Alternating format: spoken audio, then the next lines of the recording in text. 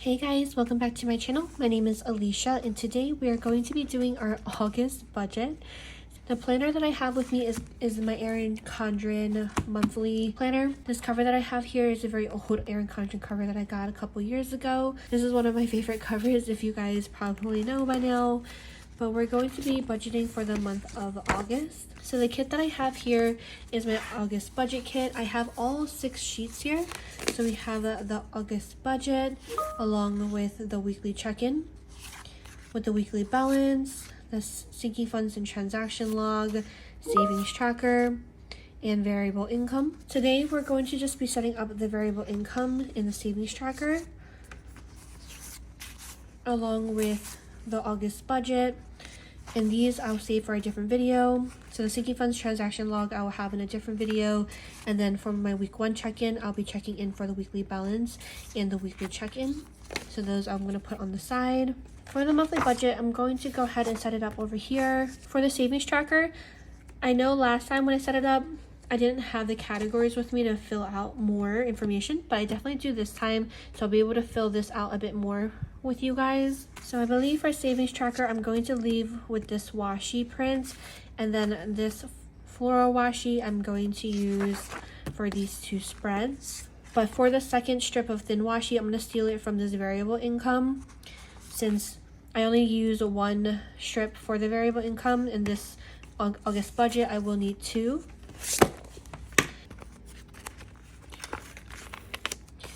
I love this lavender and green color together. It's so pretty to me. So I'm really excited to use this. And I know I want to film the monthly, a 5-monthly plan with me as well. And that one is this print as well. So I can't wait to use it. August budget. So for my August budget this month, I don't really have anything changing. Besides for gas, I'm only gonna lower it a little bit more because since Dustin's gonna be working from home and we're not really planning on leaving too much this month or making any long trips, we should be good with lowering it a bit more.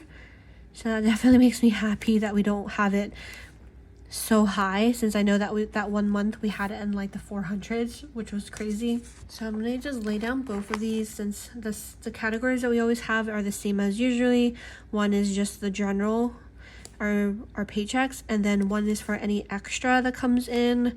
We were going to have some extra this month, but if you guys already watched my July budgets and July weekly check-ins, you guys will know that that's not happening anymore, since that extra paycheck that we got in July, we already used it, so that won't be going towards our August budget. But that's okay, things happen. But I do know for the month of August we do get an additional paycheck as well, so maybe this month we'll have an extra paycheck for September. But then again, now that I think about it, maybe not, because that is when Bean will be here.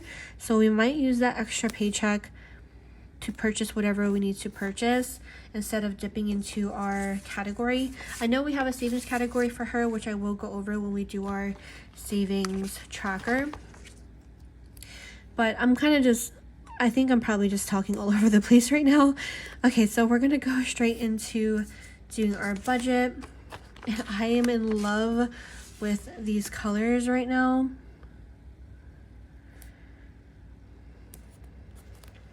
So as always, we're gonna go ahead and do our monthly categories or our monthly budget categories. These, like normally, is going to be for groceries,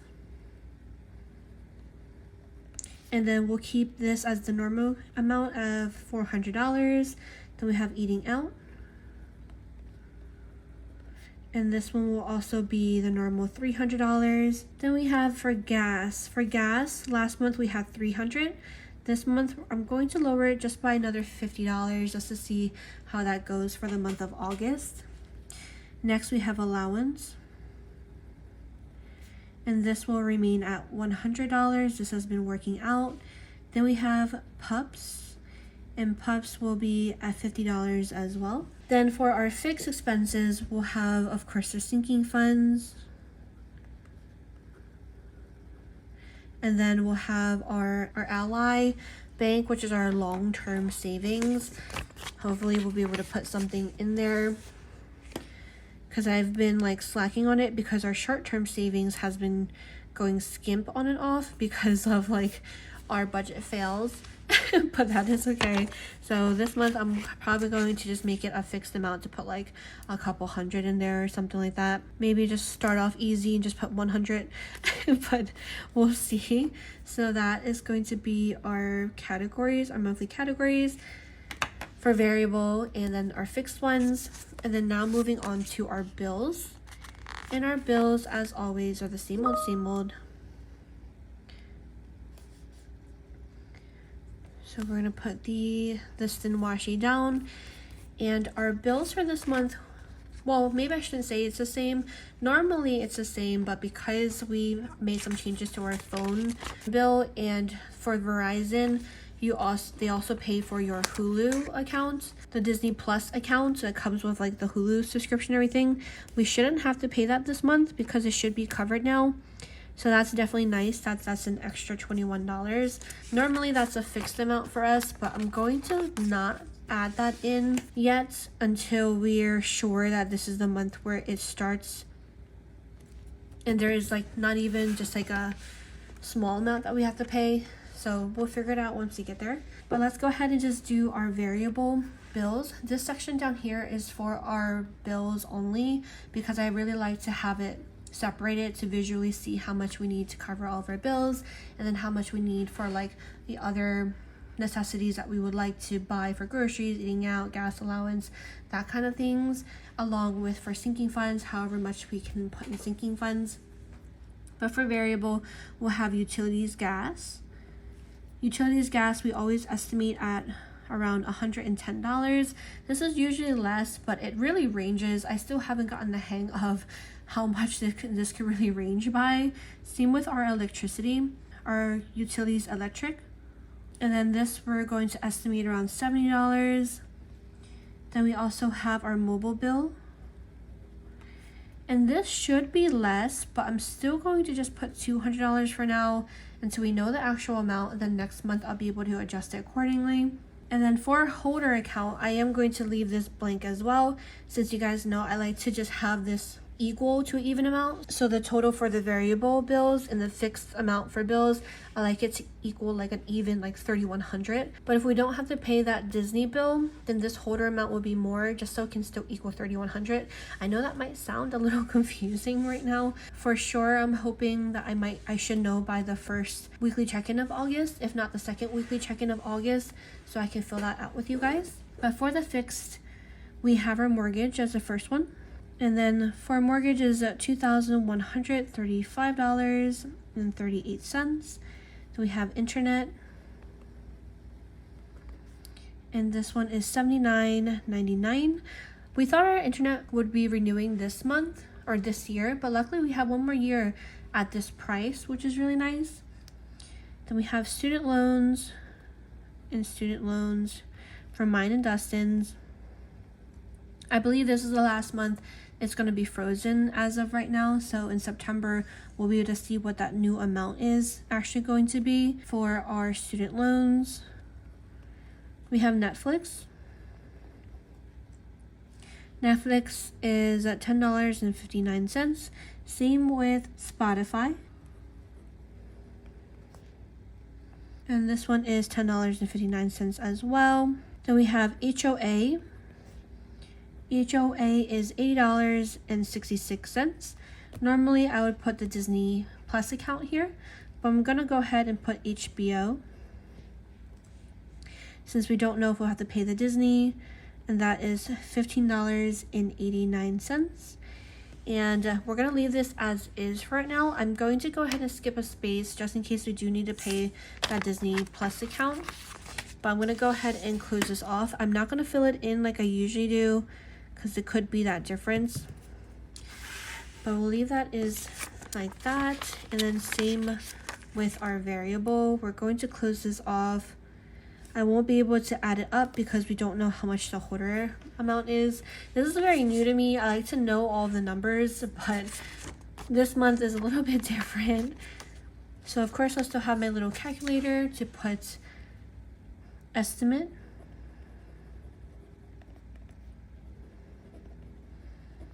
for our estimate and our actual, and this I calculate for our bills only. I know for our categories, however, we'll need $1,100 to cover that. So at least that's the one number filled in. But hopefully I'll be able to fill this out next time. And then I'm gonna go ahead and put these down.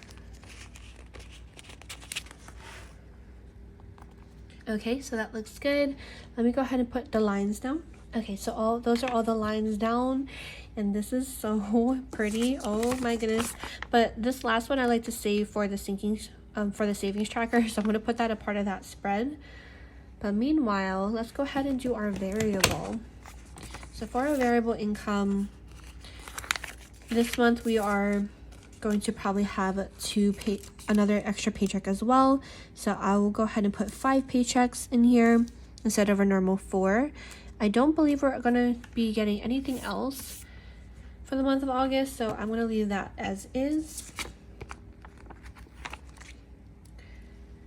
And then I'll put our little headers down. And the reason why I usually don't have anything else in here is because, of course, as you guys know, I don't get any commission from YouTube or anything like that. And then for Etsy, I'm always in the negative. That's probably really bad to say, but it's because I'm constantly investing the funds back into Etsy, like to try new things or for new designs or try to like expand the shop or buy more materials. So that's kind of why I'm hoping that I'll be in the positives by next year. One of the biggest reasons is also because like I didn't have a computer before doing YouTube and Etsy, so like I did purchase like a Mac computer to make editing videos easier, as well as to be able to design, because we did have a computer but it would crash every single time, especially when designing. You could only be on it for like 15 minutes and it will crash. This was my husband's computer. It would drive me insane. But that is the main reason why I only include like our normal paychecks, because I don't really account for anything else currently. But one day, hopefully one day. But for now, I'm just enjoying it. I just really love what I do, so it definitely doesn't bother me at all. But I'm gonna go ahead and draw in the lines, and then I'm gonna write out paychecks 1 to 5. Okay, so those are down, and I have a couple more lines for if anything else happens, like we win the lottery. I'm just joking. We don't even play the lottery. But yeah, so those are that. And then I'm gonna go ahead and put down my little dots again like usually. I'm hoping I won't have to fill any points out for this month, since you guys know for July it was kind of a rougher month, which is why I ended up having so many line things to put on this page. But this page for the most part remains blank.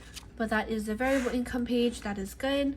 Now let's go ahead and do our savings tracker. So for our savings tracker, we're going to go ahead and use this sheet here. And I'm excited to see what this washi looks like as well. I love both of these washis so much. Honestly, this might be one that I might like use next year as well. But there's that. And then we have our savings tracker. And then I'm gonna put that in the middle. And for the savings tracker, the only category I really track in here is our long-term one. I used to track our short-term one too, but I kind of don't anymore. But that's kind of why you'll see an account category for the different accounts that you have. We used to have one, a Capital One as well, but we ended up closing it out and just doing Ally, since that one has like the best interest. I think I'm just gonna do the line right here. Every month I always end up changing where I put that, but this is looking really pretty. Then I will put the thin washi right here. That looks good. Let me draw in these lines real quick, and then let me put down the rest of these dots. So for this little money bag, I always forget where I end up putting this. Like, I just put this right here. I don't know. I always forget where I put this, and I feel like every time I put it somewhere, it looks so awkward.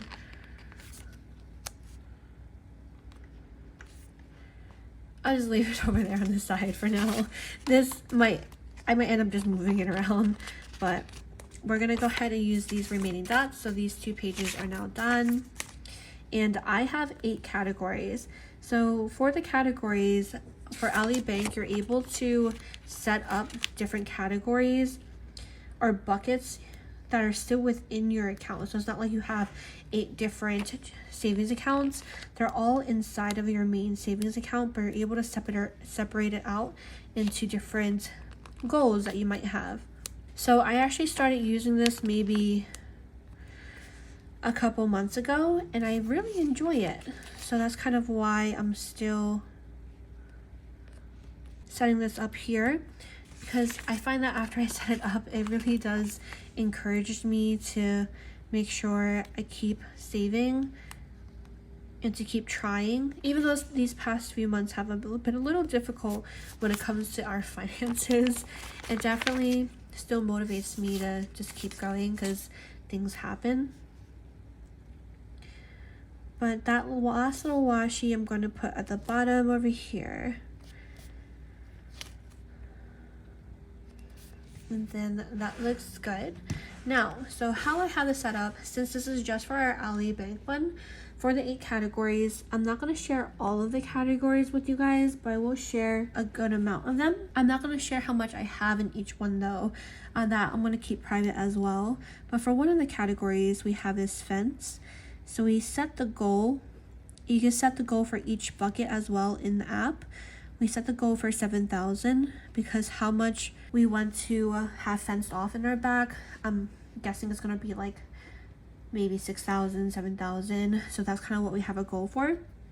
And then I also usually put the amount, the current amount that's in here. And then right at this little spot, right underneath the goal name, I like to put the percentage that's reached. Inside of the app, it has a breakdown and it'll tell you what the goal is that you're at as well. So if you have a goal of, let's say, $1,000 and you have $500 in that category, it will tell you that you're 50% of reaching that goal. So that percentage is actually really nice to look at as well. So I like to put the percent right here too. But besides fence, we have emergencies. And then for our emergencies account, we have a goal of a 30,000. And this goal is what our estimated amount is for a 6 month savings. So that's where I got the 30,000 from. But that is going to be our emergencies fund for, like, if something happens, we have 6 months worth of income to be able to help us. But there's that category. The second category, or third category, is baby Bean. And Bean is due in September.